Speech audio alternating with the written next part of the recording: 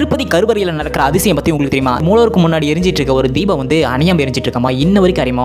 பல நூறு வருடங்களாக எரிஞ்சிட்டு இருக்கா. அந்த விளக்கை யார் ஏற்றினாங்கன்னு சொல்லிட்டு இப்போ வரைக்கும் யாரும் தெரியலாமா. ஆனால் அந்த விளக்கு இப்போவும் எரிஞ்சிட்டு இருக்காமா. திருப்பதி மூலவர் வந்து ஸ்ட்ரைட், அதாவது மூலவர் அறைக்கு கருவறைக்கு நடுவில் கிடையாது, அவர் கொஞ்சம் தள்ளி வலது புறத்தில் தான். பட் இது நிறைய பேருக்கு தெரியல.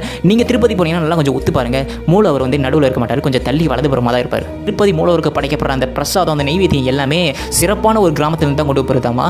அந்த கிராமத்துக்கு இது வரைக்குமே யாருமே போனது கிடையாதாமா. அங்கே இருக்க அர்ச்சகர்களும் அந்த கோயில் சம்மந்தப்பட்டவங்க மட்டும்தான் அங்கே போயிட்டு வருவாங்களாமா. அந்த கிராமம் எங்கே இருக்குது, எப்படி இருக்குன்னு யாருக்குமே தெரியாதாமா. அந்த கிராமம் முழுக்கவே இந்த பெருமாள் மூலவருக்காக மட்டும்தான் வேலை செஞ்சுருக்காங்கம்மா. அந்த மூலவருக்காக மட்டுமே தான் அந்த கிராமம் செயல்படுதாமா. அது இல்லாமல் அந்த பெருமாளோட மூலவரோட உடல் வந்து எப்போவுமே கிட்டத்தட்ட 110 டிகிரி வெப்பத்தில் தான் இருக்குமாமா. அதனால் அந்த சிலையிலேருந்து கழட்டப்படுற அணிகளும் ட்ரெஸ்ஸும் எப்போவுமே ரொம்ப சூடாக தான் இருக்குமாமா. அந்த வியர்வை தொழில் பட்டு அந்த வியர்வை கூட சூடாக தான் இருக்குமாமா. அந்த பெருமாளோட பேக் சைடில் நம்மளோட காதை வச்சு கேட்டால் அந்த கடல் அலைகளோட சத்தம் கேட்கணும்னு சொல்லப்படுது. ரொம்ப முக்கியமாக பெருமாளோட முதுகு இருக்கு பார்த்தீங்கன்னா, அங்கேருந்து ஈரமான ஒரு தண்ணி அப்படியே கசிஞ்சிக்கிட்டே தான் இருக்குமாமா. அதுக்கு காரணம் என்னன்னு இது வரைக்குமே யாருக்கும் தெரியலையாமா.